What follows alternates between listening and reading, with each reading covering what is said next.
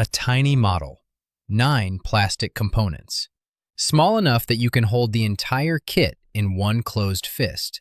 It sits on a Citadel 32mm round base, the same footprint as a standard Space Marine, which is about as significant a visual statement as 3 arms and 3 semi-automatic pistols pointed in different directions.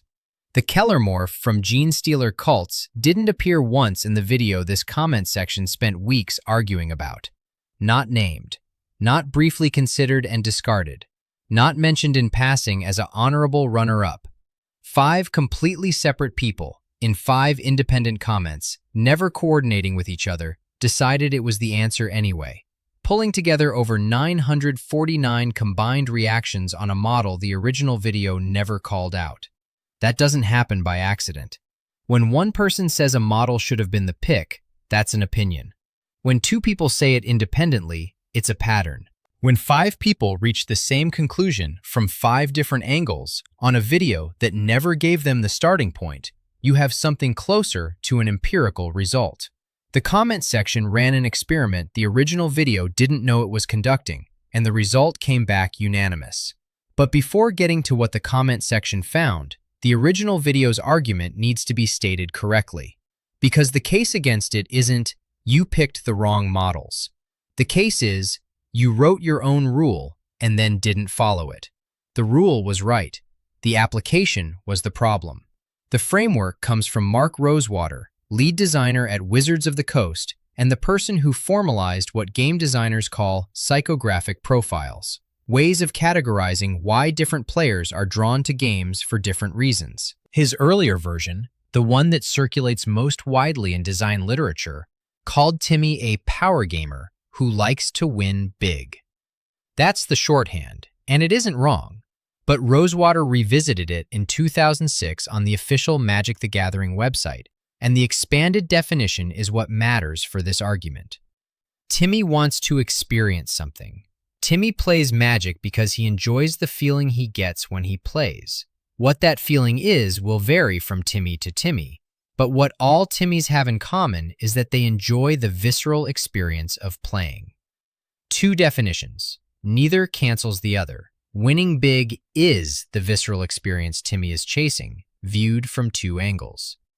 The emotional payload of watching something enormous execute its purpose across a table is the experience. The problem isn't the definitions. The problem is the shortcut extracted from them, treating biggest model in the range as a reliable proxy for model that most powerfully delivers that experience. Sometimes those align perfectly. Sometimes a single model character on a 32mm base wearing a 3D printed cowboy hat does the job better than the entire faction's vehicle bay combined. The original video named the Timmy Experience Framework in its opening. Then it applied biggest model for nearly every faction. One commenter saw the gap immediately and wrote what amounts to the prosecution's entire case in 1 sentence. For the Genestealer Cults section specifically, the video fell into a trap you specifically outlined in the opening. Timmy likes cool things that give an experience, not just big models. That comment exists in the thread, and 4 other people independently arrived at the same destination. Before going faction by faction, Forge World is out. Forge World is Games Workshop's specialist resin imprint, higher price point, direct-only distribution in most markets, not automatically legal in matched play. The community processed their entire position on this exclusion in 4 words. Oops, all Forge World. 4 likes. Complete consensus. Done. Now, the honest version, faction by faction. The model that delivers the Timmy experience most completely. Not just the most visually imposing silhouette, but the one that produces the visceral feeling Rosewater described. And where the original pick already passes that test, where the largest model genuinely is the most Timmy by experience, it gets confirmed without hesitation. The framework being applied here isn't contrarian by design. It's the logic the original video stated and didn't finish. Some picks will change, some will confirm. That honesty is load-bearing.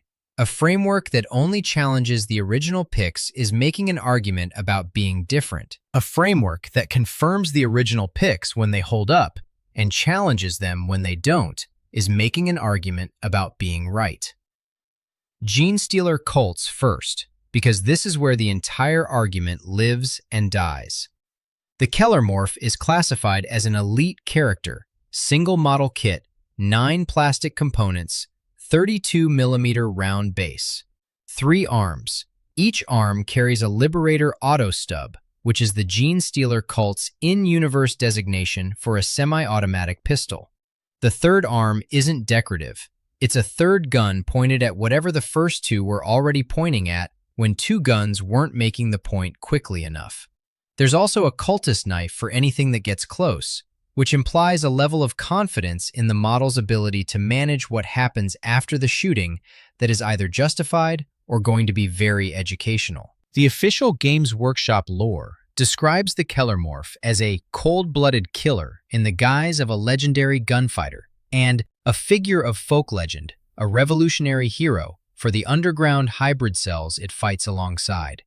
The combat ability is described as genetically engineered, not trained or equipped, engineered. Every aspect of the Kelermorph's fighting identity was designed for this specific role, the shootout at the center of the uprising. The Genestealer Cults range also includes the Patriarch, the massive tyrannid apex organism at the cult's heart, plus vehicles and transports including the Goliath Rock Grinder and the Achilles Ridge Runner. The Kelermorph occupies 32mm of table space. It's among the smallest models in the range, and it generated the most passionate comment section response of anything the original video covered. The 10th edition rules are where the cowboy posture stops being purely aesthetic and becomes the actual tabletop game being played. Lone operative means opponents can't target the Kelermorph with ranged attacks if it's positioned more than 12 inches from their nearest character. It floats at distance, protected by its own positioning, waiting. The Gunslinger ability triggers after any successful hit. Make 1 additional ranged attack against the same target. A critical hit, a natural 6 on the attack roll, activates lethal hits, which means that hit produces an automatic wound, skipping the wound roll entirely. The model can also target enemy characters, regardless of whether they're the nearest visible unit, bypassing the standard protection rule that keeps HQ models safe from ranged fire. Then, hypersensory abilities. After the Kelermorph completes its shooting, it can move or fall back as if it's still in its movement phase. Shoot. Wound the enemy character. Leave before anyone can respond. The mechanics complete the aesthetic in 3 steps. Every single turn, the model is alive. Keeping it alive is the game inside the game. 3 wounds, 5+ invulnerable save, 5+ armor. The Kelermorph isn't a durable model. It survives by staying outside targeting range and never being caught in the open after it fires. Every turn it operates successfully, the player has managed the geometry of the board well enough to protect something that should arguably already be dead. That tension, fragility against capability, is what produces the experience. A model that can only be killed if the opponent can force it into a bad position, and which escapes after every shot it fires, creates a specific kind of anxiety at both ends of the table. A tank doesn't replicate that. A tank is a wall. The Kelermorph is a conversation. Now picture what happens when the model hits the table for the first time. Your opponent sees 1 model, 32mm base, 3 arms, each with a pistol, one of which is pointing at them in a way that feels more personal than a heavy bolter usually manages. And if you've done the conversion work, a 3D printed cowboy hat sitting on top of the whole thing. There's a thread on r/Genestealer Cult documenting exactly this. A community member who modeled and printed a custom hat for the Kelermorph and shared the STL file for anyone who wanted to replicate it. One response in that thread said, "Now I just wish I had a 3D printer. It's on the list of stuff to buy." The person responding didn't have the hardware yet. They added the hardware to a shopping list in response to a conversion of an already absurd model. Not cool, someone else did that. The specific, involuntary response of "I need this" and will eventually acquire the means to have it. The Timmy pole completing its own circuit in public.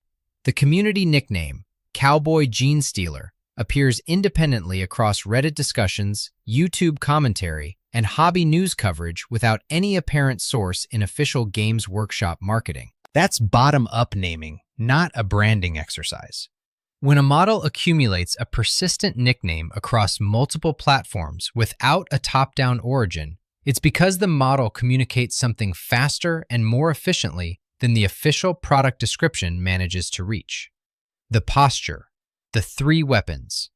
The energy of a model that is absolutely going to shoot something important and absolutely going to leave before the consequences arrive. Then the comments. Tiny model, cool as heck. 5 words, 534 likes, 14 replies, the most replied single comment in the entire dataset. The most engaged statement the original video generated is about a model the video never named. That deserves a moment's appreciation purely as a content phenomenon. The audience found something the video missed, named it in 5 words, and 534 other people agreed before the thread moved on. 3-armed Gunslinger is badass, and Western feels like a very Timmy genre. That's 316 likes from a completely separate commenter who reached the same conclusion through a different route. Not just cool model, an actual argument about why this model belongs in this framework. Western as a genre is structurally Timmy. The showdown, the duel, the climactic moment where one person's skill determines the outcome. That's visceral experience design baked into the genre's bones. A 3-armed gunfighter bioform built for exactly that moment, with rules that mechanically execute that fantasy, isn't accidentally a Timmy model. It's the Timmy model, and this commenter explained why in one sentence. Cool and ridiculous on your 20mm bases. 80 likes. The commenter got the base size slightly wrong. The Kelermorph sits on 32mm, not 20mm. But the instinct is perfectly calibrated. Cool and ridiculous. Those two words together are the working definition of what a Timmy model should achieve. Cool means you won it. Ridiculous means your opponent stops mid-deployment to look at it. A model that produces both simultaneously isn't a compromise between two goals. It's the combination Timmy is actually after. And then the 12 words that contain the entire argument. That is so incredibly stupid, I must have it. 28 likes. Mark Rosewater spent multiple published articles across multiple years defining the Timmy psychographic. An anonymous commenter compressed the entire framework into a response to a 3-armed cowboy alien. The visceral experience Rosewater described in 2006 looks like this at 28mm scale. Not awe at the model's size, not respect for the painting challenge, but the specific, uncontrollable, irrational pull of "this exists, and now I need it," regardless of whether it was a good idea. The 5+ invulnerable save and 3 wounds didn't make that person want the model. The 3 guns and the cowboy energy and the rules that let it shoot someone important and then leave, that made them want it. That's the definition working exactly as intended, operating on a model the original video never mentioned. 5 independent people, 949 combined reactions. A model never in the video they were all responding to. The Kelermorph is the Genestealer Cults pick. On the evidence available, it was always the pick. Some factions confirm.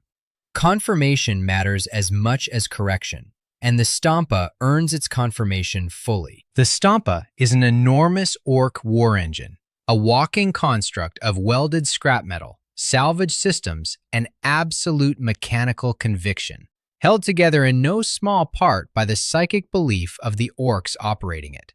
The orc warboss commanding it isn't looking for precision engineering. He wants something that walks toward the enemy making noise and survives long enough to reach them. The Stompa delivers this without ambiguity. Its rules are what you'd expect: thick armor, A titanic weapons array, the ability to fight in melee with the kind of force that resolves problems rather than managing them. It costs enough points that fielding one is a declaration of intent before the dice are rolled. One commenter captured what the Stampa does to a game in 2 clauses. Playing with it never gets boring, and your opponent immediately knows you're just here to have fun. 54 likes. The second clause is the one that earns its place in the framework. Your opponent immediately knows you're just here to have fun. That information is transmitted before a single rule is invoked. The model communicates its players' intentions across the table before deployment is finished. The opponent sees the Stampa, and they recalibrate. Not a tournament-calibrated list with an answer to every threat. A list built around a massive walking scrap heap that shouldn't function, physically, as a war machine, but which is absolutely going to try. Timmy isn't only buying a model. Timmy is buying a shared experience between 2 players, and the Stampa declares its terms the moment it appears on the table. The Orc's entire 40K identity is built around the premise that Orc technology functions because Orcs believe it will. The Wa field as a psychic substrate that makes physics accommodate what Orcs expect to happen. A Stampa is that belief manifested at the largest reasonable scale that fits on a gaming table. It doesn't need to win. It needs to exist in the game and be exactly what it is. And what it is delivers the experience with consistency that more efficient options can't replicate. The question the experience framework asks, when this model is on your side of the table, do you feel something specific and powerful? The Stampa produces an affirmative before a single activation. No other Orc model does this with the same reliability. The vehicles and walker options in the Orc range are capable, but capable is spike territory. The Stampa is Timmy territory. It was the right pick. Stampa confirmed. No argument needed. The Baneblade is the primary super heavy tank of the Astra Militarum and one of the largest and oldest armored fighting vehicles in service of the Imperium. The lore doesn't describe it as a weapon first. It calls it a symbol of imperial power, a physical presence whose in-universe function includes inspiring allied forces and generating fear in the enemy before a single shot is fired. The experience test, in this case, is embedded in the official lore. The model was already passing it before anyone put it on a table. It is the Baneblade. 33 likes, 0 caveats, pure declarative enthusiasm in capital letters. The response is correct, and the capital letters are load-bearing. The Baneblade kit is notable for how many different things it builds into. Shadow Sword, Stormlord, Hellhammer, Banehammer, Doomhammer, Banesword, Stormsword, each variant sharing the same core sprue, each configured for a different expression of the same fundamental premise. An armored vehicle so significant that Games Workshop built 7 different ways to have one. The Baneblade proper arrives with multiple hull-mounted weapons, a turret cannon of substantial caliber, and enough sponson heavy bolters that counting them requires actual effort. It's a model that carries decades of accumulated cultural weight through consistent presence in 40K lore as a marker of serious escalation. When you lift a Baneblade out of its carry case at a gaming table, something happens in the room. Other players at adjacent tables glance over. Your opponent reconsiders whatever they were about to say. The model communicates the scale of the game being proposed before either player has opened their army list. That shift, the change in the ambient energy of the table the moment the tank appears, is what the lore is describing when it says, source of inspiration for allies and terror for the enemy. The function in the lore and the function at the table are the same function, operating through the same mechanism. The experience of fielding a Baneblade isn't primarily about the activation sequence. It's about the time before the first activation, when your opponent builds their deployment around the fact that you brought one. Every decision they make is downstream of that single choice you made when you put the tank on the table. A model that reorganizes the entire game around its presence before the first turn is an experience model by definition. That's not the biggest box on the shelf accidentally producing something interesting. That's the biggest box on the shelf having earned its status through specific, deliberate mechanisms. Timmy is buying the shift. The Baneblade delivers the shift. It confirmed itself before the first game it was ever played in, and it continues to confirm itself every time someone has to explain to a newer player what the thing across the table is. Baneblade confirmed, and it earns the confirmation for the right reasons. Space Marines present the most common version of the original video's likely problem, a range with enormous kits, Land Raiders, Repulsor Executioners, Storm Ravens, where defaulting to the largest one is the obvious motion and not obviously wrong. The Brutalis Dreadnought is the experience pick. Twin Heavy Bolters, Twin Multi-Meltas, 2 Mechanical Power Fists, and a rules identity built specifically around absorbing gunfire while crossing the board to tear things apart in melee. Not a balanced fire support platform.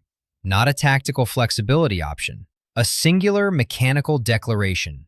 Walk forward, ignore whatever they do to stop it, destroy whatever it reaches. The Brutalis doesn't pretend to have options. It has a direction. A model with exactly one plan, executed without apology, is a Timmy model. Every stat and ability in the Brutalis datasheet points toward the same outcome. Playing one means choosing a destination at the start of the game and spending every subsequent activation completing the journey toward it. There's a specific satisfaction in a model that has no ambiguity about what it's trying to do. That clarity is the experience itself, and the Brutalis delivers it on a chassis that looks exactly as determined as it's going to behave on the table. The Demon Prince is the obvious centerpiece for Chaos Space Marines. Enormous, customizable, carrying significant narrative and visual weight. The Forge Fiend is the experience pick because it's more honest about what Chaos Space Marines actually are. 3 weapon heads, configurable between ectoplasm cannons and Hades autocannons, on a demon engine body walking on 4 legs, appearing to be in active disagreement with itself about what to shoot first. The Forge Fiend is a demon engine, a war machine shaped through corrupted ritual into something that functions as a weapon, whose coherence is incidental to its purpose. The model looks like it emerged from a forge fire already angry, pointed in the direction of whatever needs to be removed, and left to walk there without further instruction. The visual register of the Forge Fiend is chaos at its most concentrated. Not the Baroque heraldry of the Demon Prince, but the industrial horror of something that was once a war machine and is now partly something else entirely. Playing one means committing to the faction's specific aesthetic in a way the larger options don't quite capture. The experience is unleashing something that Chaos Space Marines build and send ahead rather than commanding it from on high. That's a different emotional register, and for many Timmy players, a more accurate one. The Hive Tyrant is the expected Tyrannid's pick, and it has an honest case. A towering winged apex commander with multiple weapon configurations and genuine presence at the top of the Tyrannid structure. The Haruspex is the experience pick because it's more specific about a different fantasy entirely. The Haruspex is a bioform designed singularly around consumption. Its primary weapon includes a tongue built for dragging infantry closer before the claws engage. Its lore function is battlefield-scale digestion, breaking down biological material to reclaim for the swarm. It looks like a mouth that grew locomotion specifically to find more things to eat, because that's approximately what it is. No wings, no psyker abilities, no command function. Just the approach, and then what follows. Your opponent spends 2 or 3 turns deciding whether to allocate fire toward the advancing Haruspex, knowing that every turn they don't, it closes distance.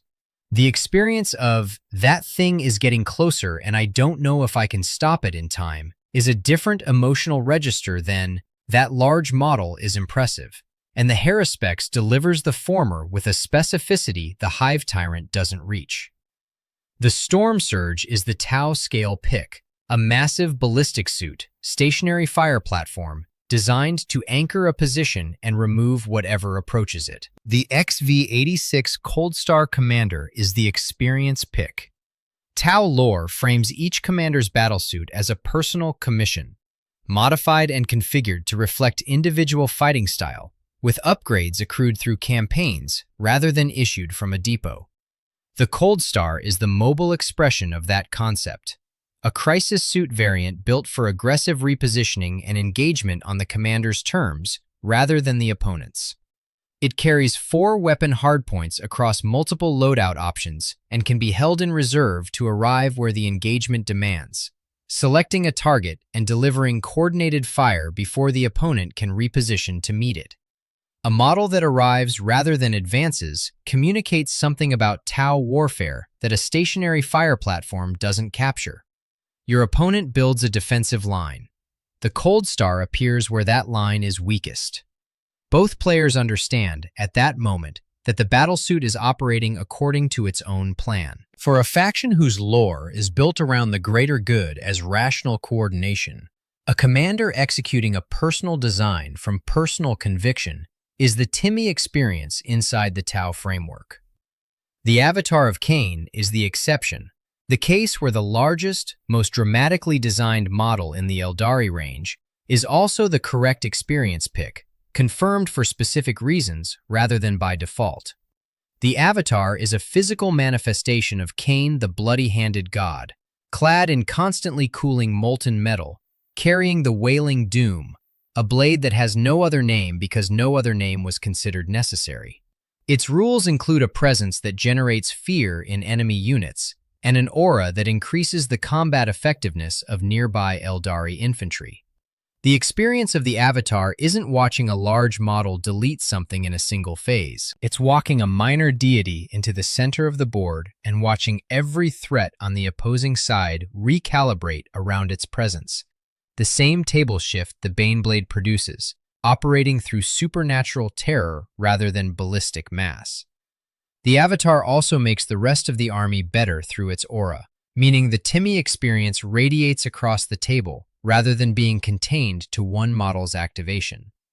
For the Eldari, the correct pick happens to also be the impressive large model, not because it's large, but because it delivers the experience most completely. Confirmed.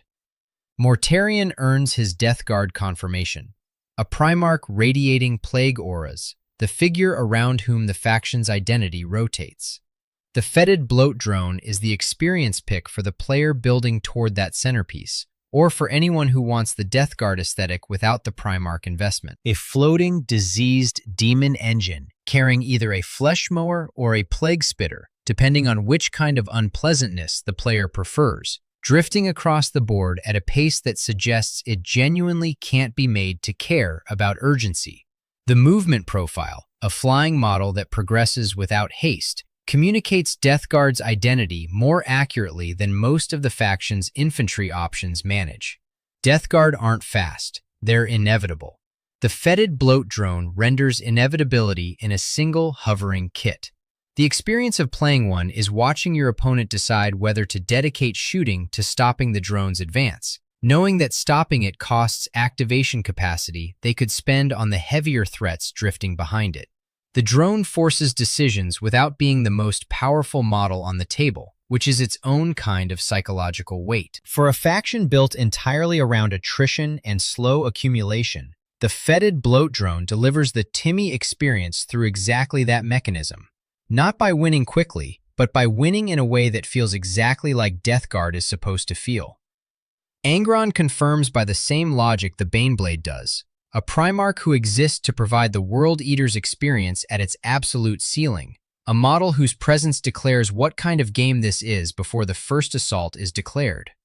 For the player building toward Angron as a destination, the Khorne Lord on Juggernaut is the experience pick, a Chaos Champion mounted on a mechanical demon bull, a Juggernaut of Khorne, built from brazen metal and fueled by the Blood God's rage, with rules built around generating additional attacks by completing kills.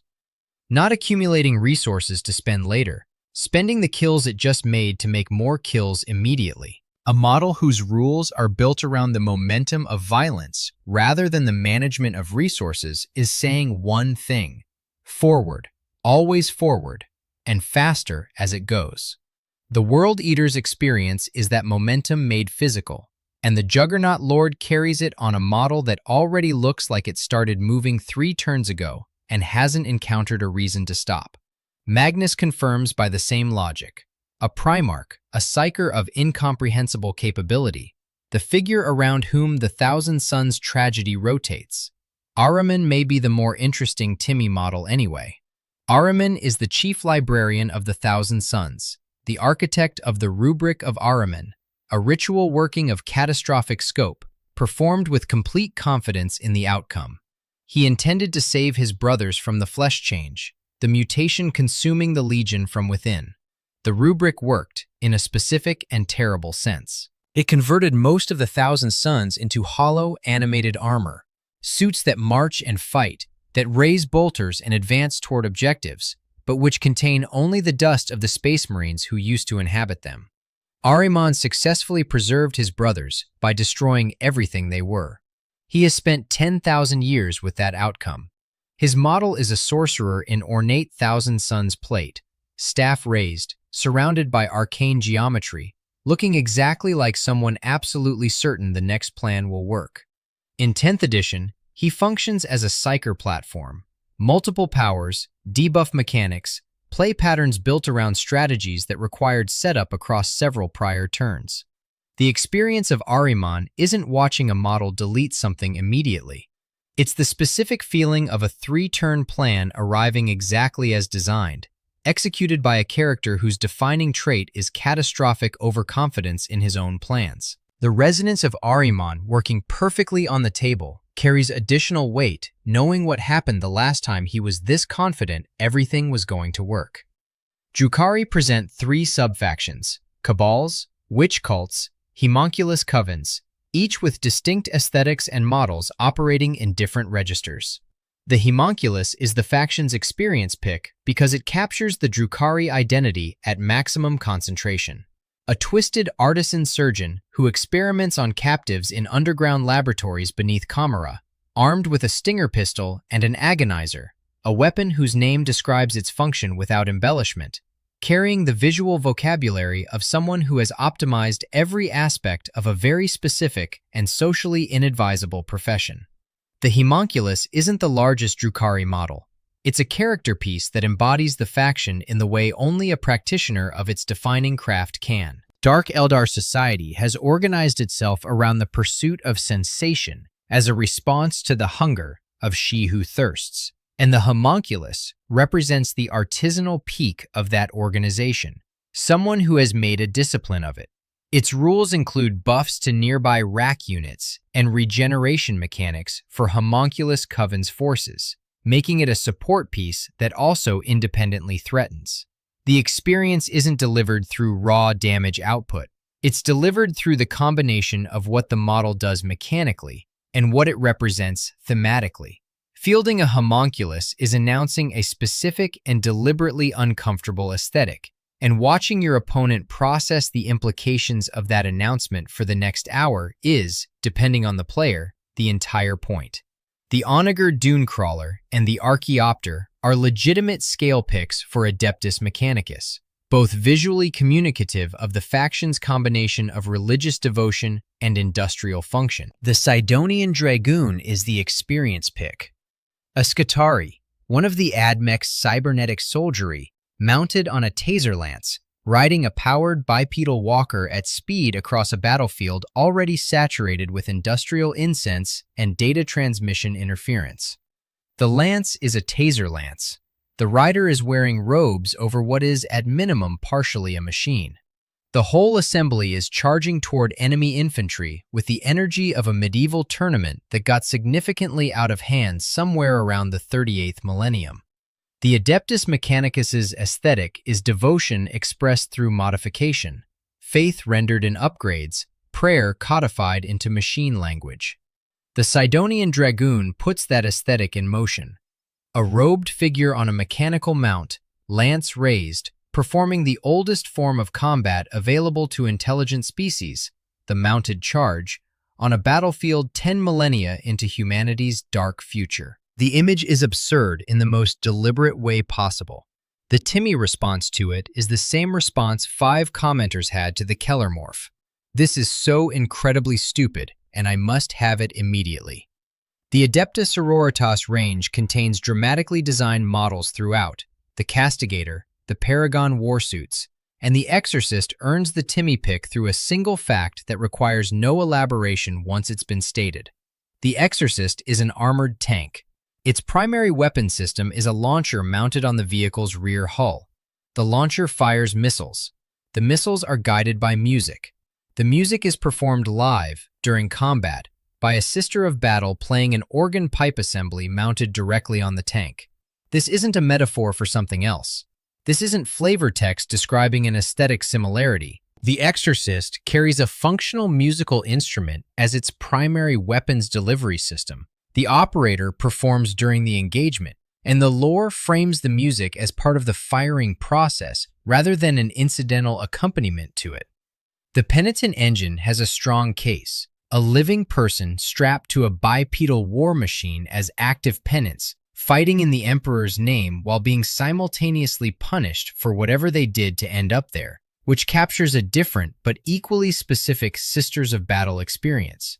The Exorcist wins the comparison because the experience it produces starts before the game. Explaining what an Exorcist is to a player encountering it for the first time is itself a Timmy moment. It's a tank. The main gun is a pipe organ. A sister plays it to aim. The expression that produces, the slow blink, the pause, the quiet reevaluation of everything they thought they knew about this hobby, is the entire Sisters of Battle experience compressed into a single reaction. Every game with an Exorcist begins there, and that moment never loses its power. The Custodes range is compact but specific. Every model in it's a golden warrior created directly by the Emperor of Mankind, each individually superior to a Space Marine by every measurable standard, each carrying weapons and armor of a craftsmanship unavailable to any lesser force.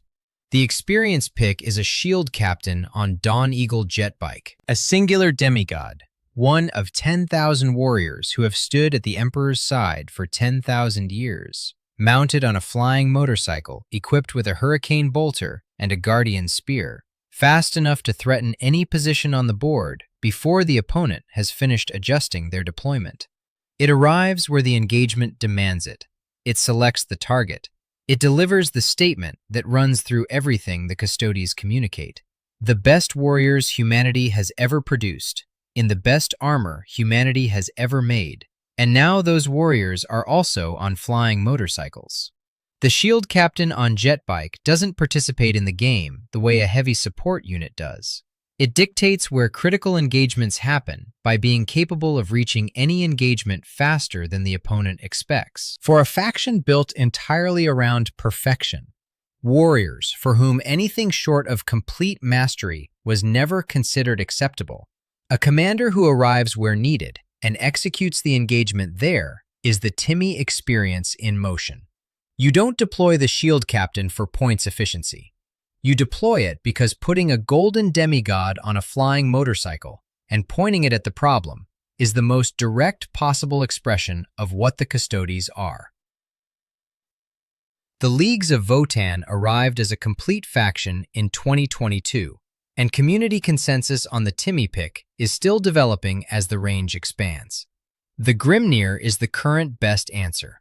A space dwarf psyker shaman carrying an ancestor core, a device providing direct communion with preserved ancestral consciousness, functioning as a real-time connection to the accumulated wisdom of the dead, who distributes that wisdom across nearby kin units through a system of token placement representing the ancestors' active guidance. The mechanics are the lore made directly playable.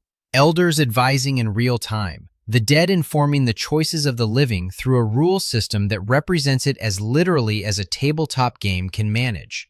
No other faction offers this specific experience. Not the concept of it, the actual mechanical realization of ancestral consultation as a turn structure. The Grimnir's play pattern requires forward planning about where ancestor tokens will matter most, meaning the player is doing what the model's lore describes, seeking guidance and positioning it where it helps.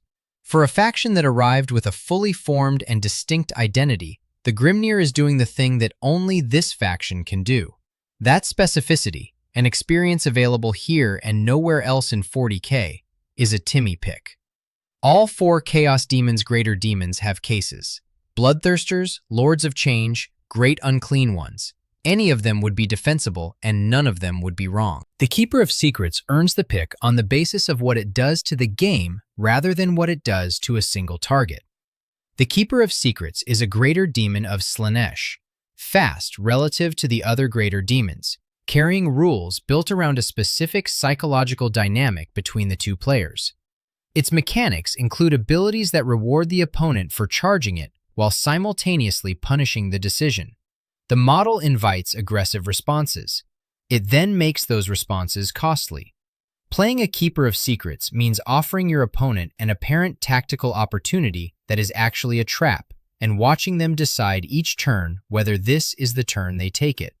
A model that warps the opponent's decision-making through its presence, rather than through raw damage output, is delivering a table experience the other greater demons don't quite replicate. The Lord of Change is powerful and layered. The Bloodthirster is a melee weapon of significant capability. The Great Unclean One is durable past the point of reasonable explanation. All valid. The Keeper of Secrets is doing something different on top of the tactical game, and the experience of watching your opponent repeatedly negotiate with themselves about whether to engage is unavailable elsewhere in this faction. One pick for Necrons, stated with conviction, and then moving on. The Catan Shard of the Void Dragon, a shard of a literal star god, one of the universe's oldest and most powerful entities, imprisoned by the Necrons after a war fought before humanity had developed writing, bound into a fragment of its original self, and deployed on a battlefield specifically to destroy vehicles and mechanical constructs. Given that Tau, Adeptus Mechanicus, Astra Militarum, and Space Marines all run mechanized armies, the Void Dragon Shard exists as a direct answer to a specific faction identity. The Necrons as keepers of something so catastrophically powerful that fielding a contained piece of it's a tactical option considered proportionate. The lore scale is the experience. A god on a leash, pointed at metal things, performing an action 10,000 years beneath its actual capability because this is all that remains of it, and this is all that's needed right now. The emotional register of, I have a literal star god in my list and I am using it to shoot that rhino, is a Timmy experience that no amount of description adequately captures until you've actually done it. That's the pick. Moving on. There's one honest uncertainty this framework has to name. The comments pushing back on the big model equals Timmy shortcut are what's visible. Nearly 950 reactions across 5 independent people on a model the video never mentioned. That's remarkable data, and the argument it supports is real. But comments that correct or complicate a take produce more replies than comments that nod along and scroll past. The audience who watched the original video saw each faction's pick, thought, yes, obviously right, and moved on. That audience is sitting silently behind a liked video and a confirmed opinion with no reason to type anything. The true size of that population, the players who wanted the biggest box and got it and were satisfied, can't be extracted from comment section engagement data. This is precisely why confirming the Stampa and the Baneblade matters structurally. A framework willing to confirm the commenter who wrote that the Stampa ensures your opponent immediately knows you're just here to have fun, and the person who wrote, it is the Baneblade, in capital letters with the force of someone who has been waiting to say it, is a framework that holds up in both directions. The Stampa passes because the experience of fielding a barely functional orc war machine is the orc Timmy experience physically realized. The Baneblade passes because a model whose lore function is to inspire allies and generate enemy fear has already passed the experience test before the first turn. The silent majority may have been right about those two. The comment section was right about the Kelermorph. Both things are simultaneously true, and the framework holds both without contradiction.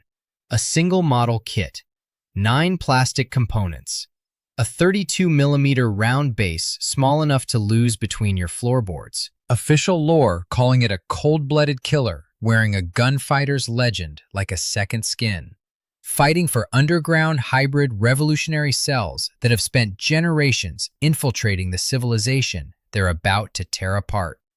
Somewhere, on a hobbyist desk, This model is wearing a cowboy hat that someone else designed and shared freely so the experience could spread. On a shopping list across town, 3D printer sits a few items down, added the day someone saw that hat and couldn't reason their way out of needing the equipment to make one. The original video established the Timmy rule correctly, the visceral experience of playing, not the biggest box on the shelf. Then it made its picks, and for most factions, it chose the largest available silhouette and continued. The gap between the stated rule and the applied rule was most visible in the Genestealer Cults section, and 5 people, operating independently, found that gap and filled it with the same answer. The combined weight of those independent conclusions is what the comment section produced. The most replied comment in the dataset about a model the video passed over entirely. A second commenter who constructed an actual argument about why Western as a genre is structurally Timmy. An 80-like endorsement that got the base size slightly wrong, but the feeling exactly right. And the 12 words that do more definitional work than most design documents manage across several paragraphs. The Timmy experience isn't in the biggest box on the shelf. It's in the model that makes your opponent stop mid-deployment, squint across the table, and say, "Wait, is that a cowboy?" It's in the model that makes someone add a 3D printer to a shopping list because they can't rationally explain why they need a hat that size for a model that small, but they do need it, immediately and without qualification. It's in the specific, irresistible pull that the comment section named and the comment section counted on a model the original video never once mentioned. The argument was always there. This video finished it. The audience has also been drafting what comes next. The tactical rock and the legends casualties discussion emerged from the same thread that produced the Kelermorph argument, and both are already in development. The content calendar is being co-written, which is the best possible version of how this is supposed to work. Subscribe if you want to be there when those land.